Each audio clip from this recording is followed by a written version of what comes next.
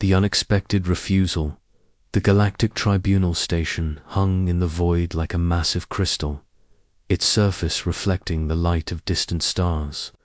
Ambassador Kethis walked through the polished corridors with confident steps, his elongated limbs moving with practiced grace. His silver skin gleamed under the artificial lights as he reviewed the datapad in his hands. Today would be another routine integration, he thought. The humans would see reason, just like the other 847 species before them. Kethis had been conducting these meetings for over 3 centuries. The pattern never changed. New species would resist at first, make demands, try to negotiate better terms, but in the end, they always accepted the Council's protection. How could they not? The alternative was too terrible to consider. The main chamber of the Tribunal station was a marvel of engineering. The room stretched upward for hundreds of meters, with observation decks spiraling around the central meeting area. Representatives from dozens of species filled the seats, their various forms creating a tapestry of galactic civilization. Some floated in environmental suits filled with methane. Others stood on multiple legs, their chitinous shells reflecting the chamber's lights. Energy beings flickered in containment fields, while plant-like creatures swayed gently in their climate-controlled sections. At the center of it all sat the Council of 5, the most powerful beings in the galaxy. Each represented a different aspect of galactic governance. High Chancellor Vexter controlled military affairs, his massive frame encased in ceremonial armor. Councillor Thyma oversaw trade and economics, her tentacles constantly manipulating data streams. The ancient keeper Zolahan managed galactic law, his crystalline form pulsing with stored knowledge. Councillor Murdoch handled diplomatic relations, while the mysterious entity known only as the Presence observed silently from its energy field. Kethis took his position at the central podium and activated the communication array. The human delegation would arrive soon, and he wanted everything perfect. His aide, a nervous young being named Telkar, approached with the latest intelligence reports. "Sir, the human delegation consists of 3 representatives," Telkar whispered. "They're led by someone called Captain Sarah Mitchell from something called the United Earth Coalition. Our analysts say she has extensive military experience but no diplomatic training."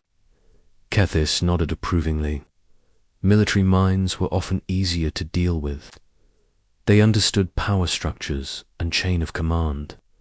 They rarely wasted time with pointless negotiations once they saw the Council's might. The massive chamber doors opened with a deep resonance that echoed through the space. 3 figures walked into the chamber, and Kethis felt his first moment of surprise. The humans looked remarkably ordinary. They were bipedal, like many species, but smaller than most. Their skin was a pale brown color, and they wore simple dark uniforms without decoration. No weapons were visible, though Kethis knew their primitive projectile weapons would be useless here anyway. Captain Sarah Mitchell led the group, her short brown hair framing a face that showed no emotion. Behind her walked Dr. James Park, the expedition's scientific advisor, and Commander Lisa Rodriguez, their military strategist. They moved with purpose, but showed no signs of being intimidated by the grandeur around them. As they reached the center of the chamber, Kethis activated the translation matrix. Every word would be converted into the native language of each species present, ensuring perfect understanding. "Welcome, representatives of humanity," Kethis began, his voice amplified throughout the chamber.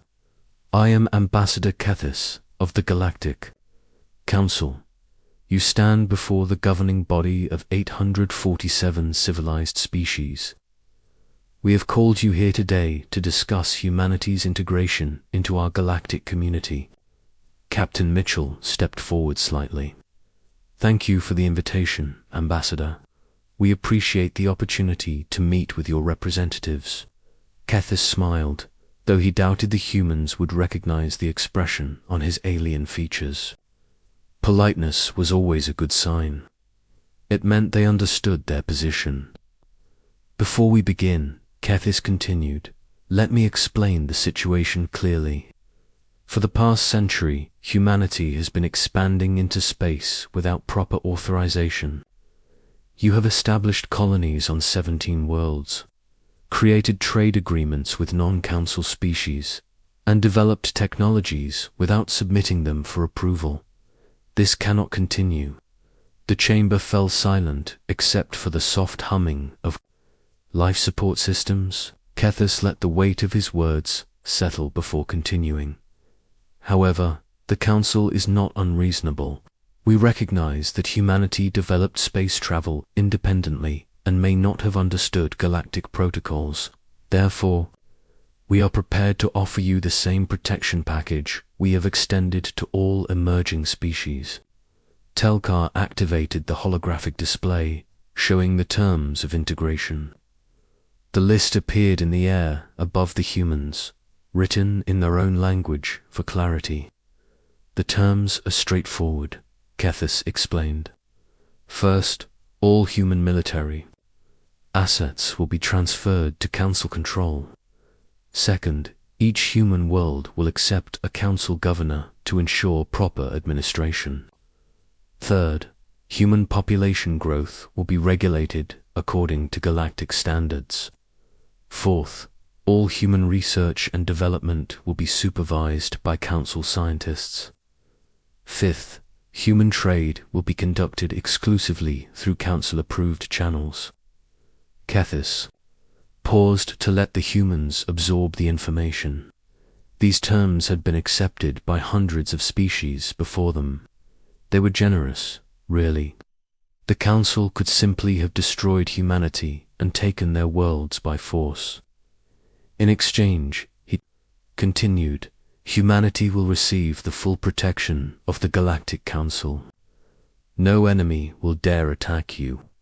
Your people will have access to advanced technologies that would take you centuries to develop alone. Your species will join the greatest civilization in galactic history. Captain Mitchell looked up at the holographic display, reading through each point carefully.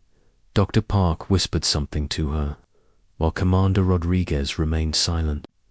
The other Council members watched with interest, though none seemed concerned about the outcome. These terms are non-negotiable, Kethis added.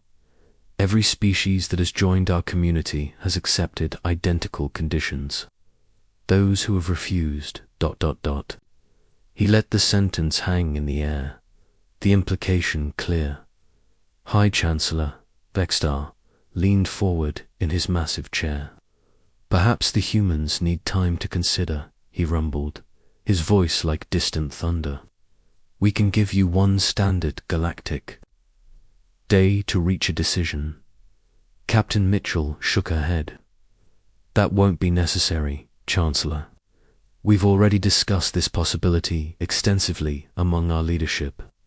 Kethis felt a surge of satisfaction. Quick acceptance was always preferable to prolonged negotiations. Excellent. Then you understand the wisdom of joining the galactic community under Council protection. Actually, Captain Mitchell said calmly, we decline your offer. The words hit the chamber like a physical blow. Conversations stopped mid-sentence. Energy beings flickered with surprise. Even the ancient keeper's Zolahan's crystalline form pulsed with unexpected patterns. Kethis stared at the human captain, certain he had misunderstood. I'm sorry, could you repeat that? We decline your offer, Mitchell repeated, her voice carrying clearly through the stunned silence. Humanity chooses to remain independent. High Chancellor Vextar stood up, his massive form casting shadows across the chamber floor. You cannot decline. Every species in this galaxy accepts Council protection. It is the natural order. Dr. Park stepped forward. With respect, Chancellor, we've studied galactic history extensively. We know what protection means in practice. We've seen what happened to the Regilians when they tried to maintain their cultural identity. We know about the Centauri breeding restrictions. We understand what Council governors actually do to planetary autonomy. Councillor Thymus' tentacles writhed with agitation. Those species prospered under our guidance. Their quality of life improved dramatically. Asterisk. By whose definition? Commander Rodriguez spoke for the first time, her voice sharp. The Regelians had their entire artistic tradition banned because the Council deemed it inefficient.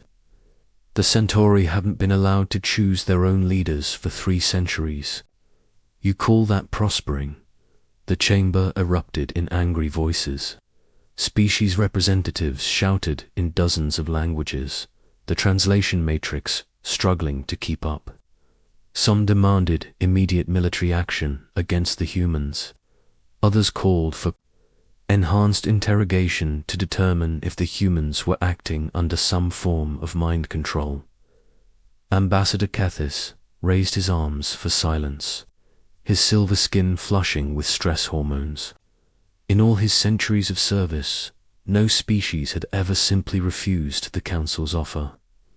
There were protocols for resistance, procedures for dealing with demands for better terms, even contingencies for species that tried to flee.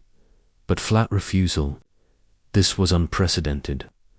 You don't understand, Kethis said, his voice strained. This is not a request or an invitation. This is the way galactic civilization functions. You cannot simply opt out. Captain Mitchell smiled for the first time since entering the chamber. It was not a pleasant expression. Actually, we can, and we have. The presence, which had remained silent throughout the meeting, suddenly spoke. Its voice seemed to come from everywhere at once, carrying harmonics that made several species representatives physically uncomfortable. Explain your reasoning, humans. You are a young species with primitive technology.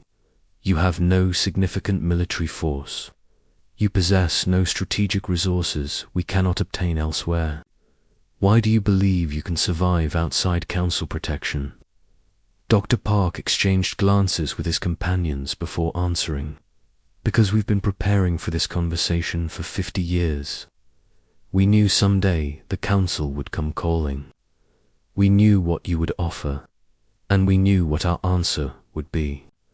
Councillor Murdoch leaned forward, his multiple eyes focusing intently on the humans, preparing how our intelligence indicates that humanity has made no significant military preparations. Your fleet consists of converted cargo vessels and exploration. Ships.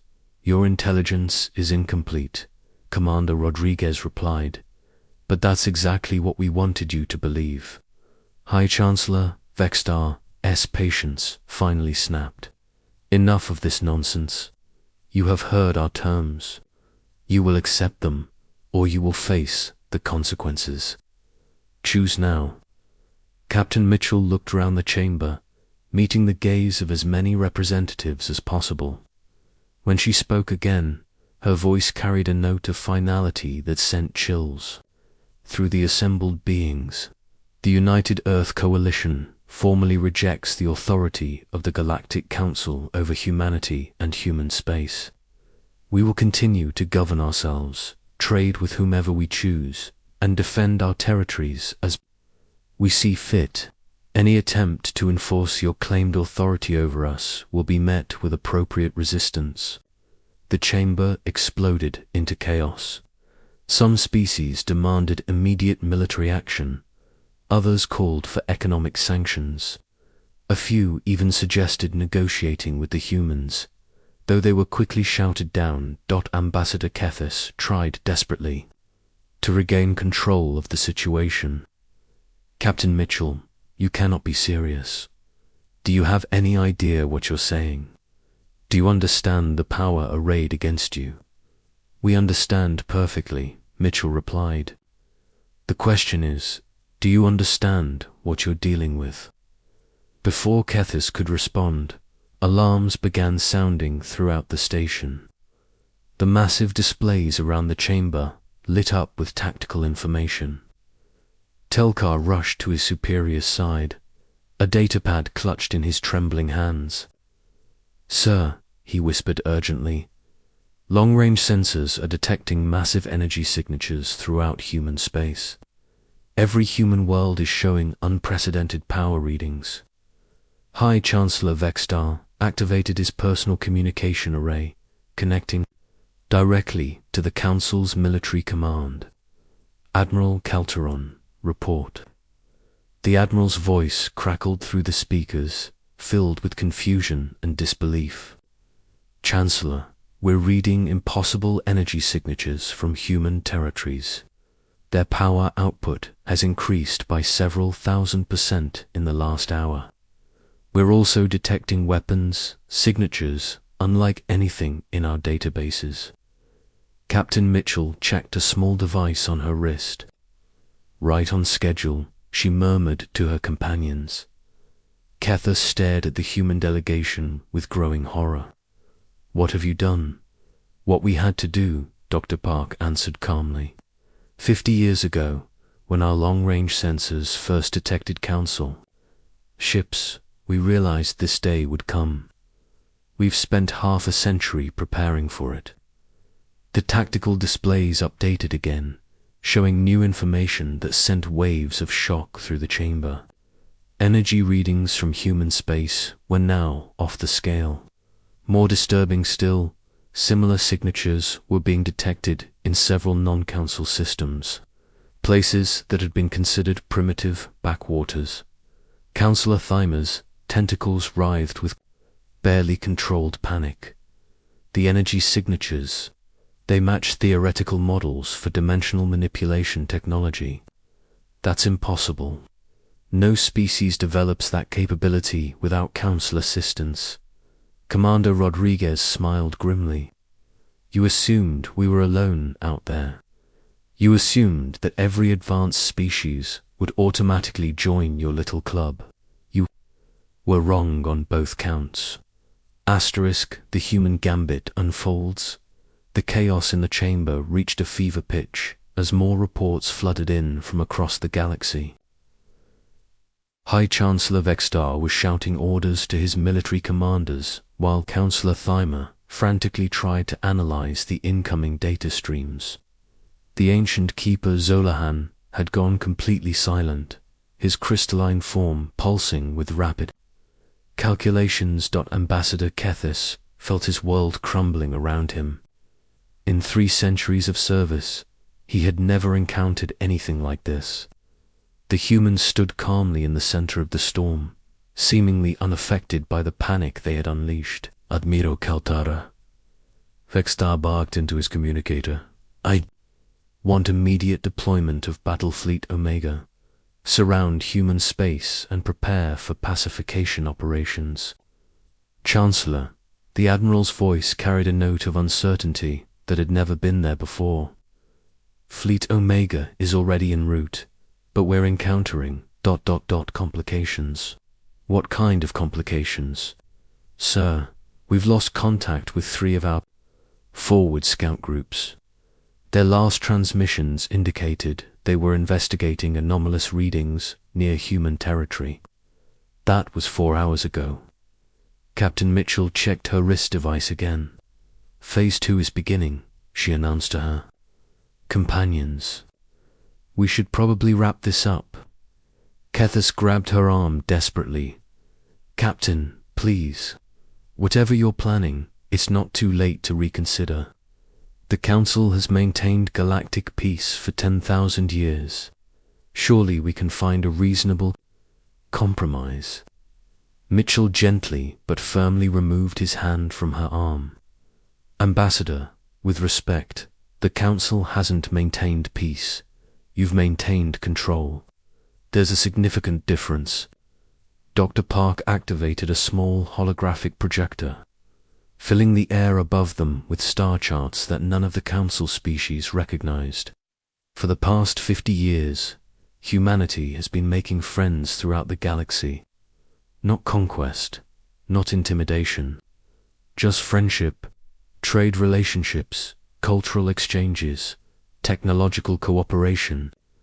The star charts showed connections between human space and dozens of systems the Council had dismissed as unimportant. Primitive worlds, resource-poor systems, species that had been deemed too backwards to bother with. But now those connections were revealed as something far more significant. The Theta Collective, the Free Traders Union, the Independent Worlds Alliance. Commander Rodriguez listed the names as they appeared on the display. 17 different coalitions representing over 200 species, all of them tired of Council oversight, all of them ready for a change. Councillor Murdoch's multiple eyes widened in disbelief. Impossible. We monitor all interstellar communications. We would have detected such widespread coordination. You monitor communications that use your technology, your networks, your protocols, Dr. Park explained patiently. But there are other ways to communicate. Older ways. Methods that predate your galactic network by millions of years. On cue, the chamber's main display activated, showing a transmission coming in from somewhere beyond Council space. The image resolved into a being that looked vaguely reptilian, with smooth scales and intelligent golden eyes. "Greetings, Galactic Council," the being said in perfect galactic standard. "I am Ambassador Sectar of the Theta Collective. We wish to inform you that as of this moment, the Collective formally withdraws recognition of Council authority over our territories." Before anyone could respond, another transmission came in. This time it was a crystalline being, similar to Keeper Zolahan, but with different geometric patterns. The Free Traders Union echoes this sentiment. We will no longer be bound by Council, trade, restrictions, or taxation policies. The transmissions continued, one after another. Species that the Council had never heard of, or had dismissed as unimportant, all declaring their independence simultaneously. The carefully constructed map of Council space began to look like Swiss cheese as entire sectors announced their withdrawal. High Chancellor Vextar was beside himself with rage. This is rebellion on a galactic scale. It cannot be tolerated. It's not rebellion, Captain Mitchell corrected. Rebellion implies that you had legitimate authority to begin with. This is recognition of reality. The galaxy is big enough for multiple civilizations to coexist. Admiral Kelteron's voice came through the communicators again, and this time he sounded genuinely frightened.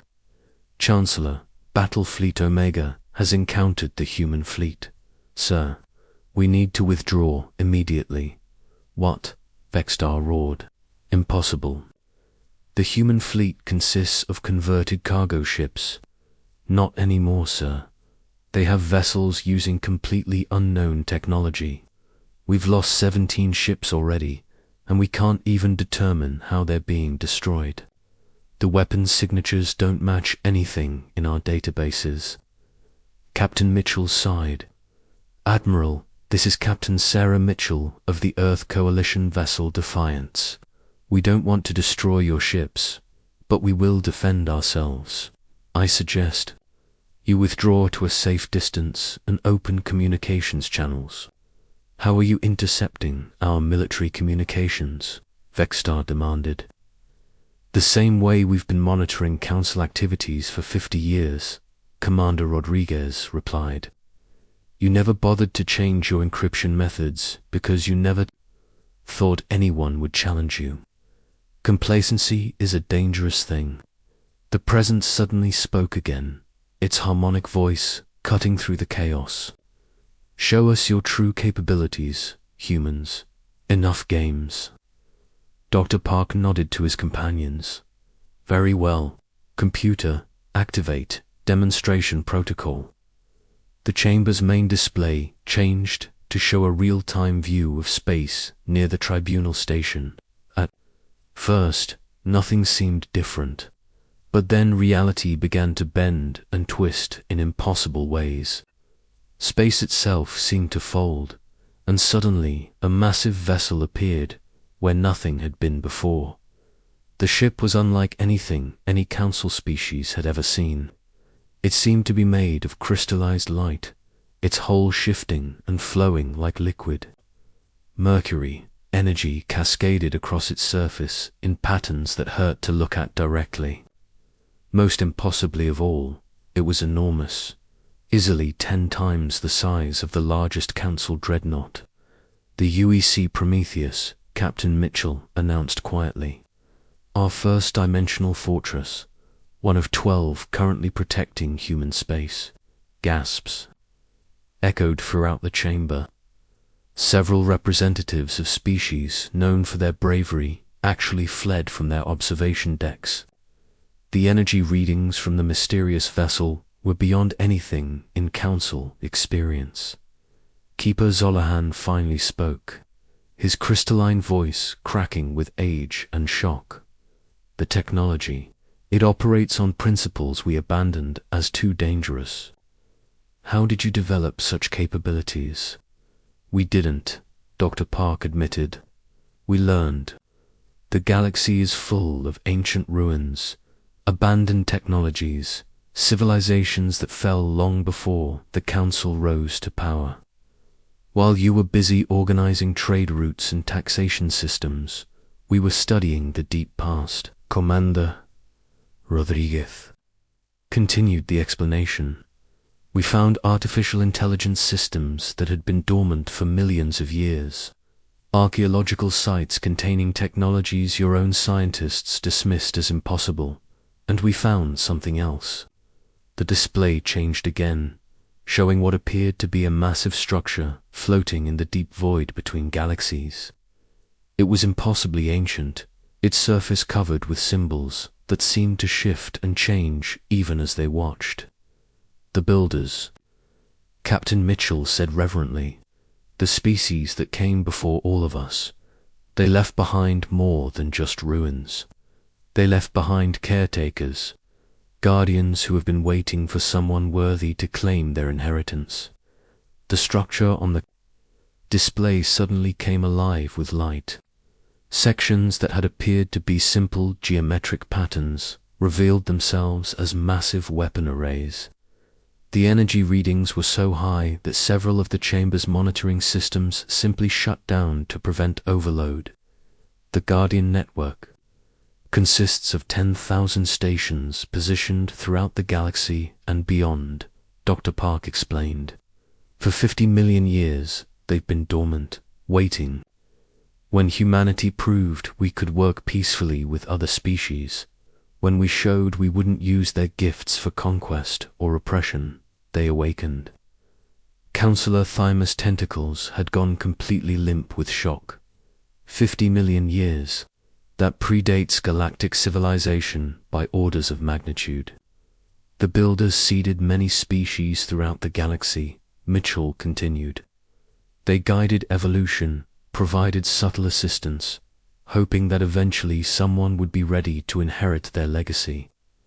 The Council was one possibility, but you chose domination over cooperation. Humanity chose differently. High Chancellor Vextar was frantically trying to coordinate a military response, but his commanders were reporting the same thing from every sector. Council fleets were encountering technologies they couldn't understand, couldn't counter, couldn't even comprehend. Worse still, the rebellion was spreading.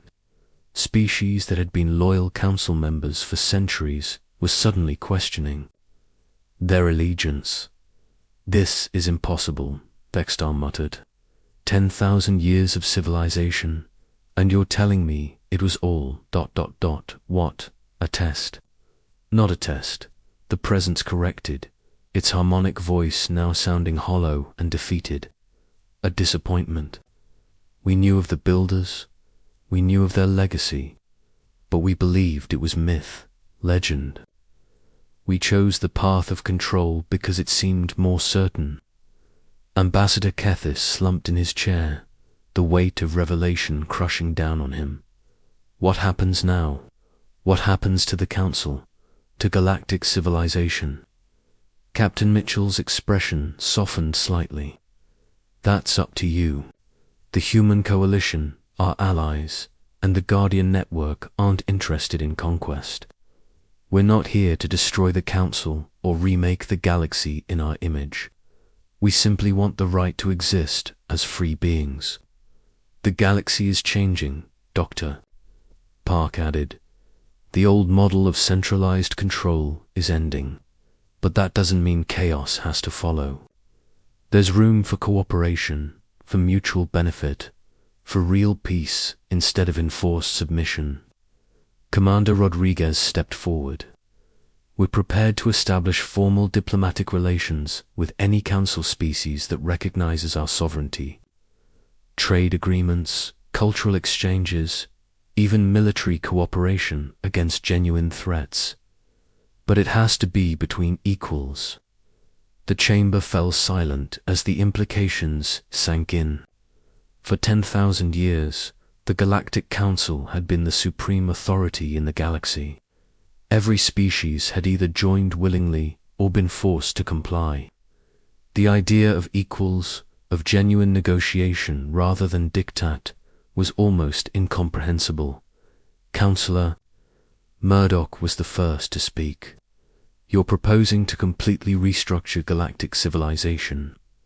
We're proposing to let galactic civilization restructure itself, Mitchell corrected. The Council can continue to exist, continue to provide services to species that want them. But you'll have to compete with other organizations, other models of governance. You'll have to prove your worth rather than simply asserting it. Over the next several hours, reports continued to pour in from across the galaxy. The rebellion was spreading faster than anyone had imagined possible. Species after species was declaring independence, forming new alliances, establishing direct relationships with the Human Coalition and their mysterious Guardian allies. That the ancient structure that Dr. Park had identified as a Guardian station transmitted a message that appeared simultaneously on every communication device in the galaxy. The voice that spoke was ancient beyond measure, carrying harmonics that resonated in the bones of every living being that heard it. Children of the galaxy, the voice said, the time of imposed unity is ending. The time of chosen cooperation begins. Those who seek domination will find only resistance. Those who offer friendship will find it returned. Choose wisely, for the universe is vast enough for all who would share it in peace. When the transmission ended, Captain Mitchell addressed the stunned assembly one final time. The Galactic Council is welcome to adapt to the new reality. Some species will choose to remain with you, others will not. Humanity and our allies will respect both choices, as long as our own sovereignty is respected in return. The human delegation began to leave, but Ambassador Kethis called out desperately, "Wait, how do we contact you? How do we begin negotiations?" Dr. Park smiled and handed him a small device. "The same way you contact anyone else, Ambassador, as equals. When you're ready to talk about mutual benefit instead of submission, activate that communicator. We'll be listening." As the humans departed, the chamber remained in chaos. Some species representatives were already trying to contact the Human Coalition. Others were demanding renewed military action. A few were quietly slipping away, probably to declare their own independence. The age of the Galactic Council's absolute authority was over. What would replace it remained to be seen, but one thing was certain: the galaxy would never be the same again. Humanity had not conquered through superior firepower or brilliant strategy. They had won by offering something the Council never had: genuine choice. And in the deep void between stars, ancient guardians that had slept for 50 million years began to stir, ready to ensure that choice remained protected, whatever the cost. Asterisk.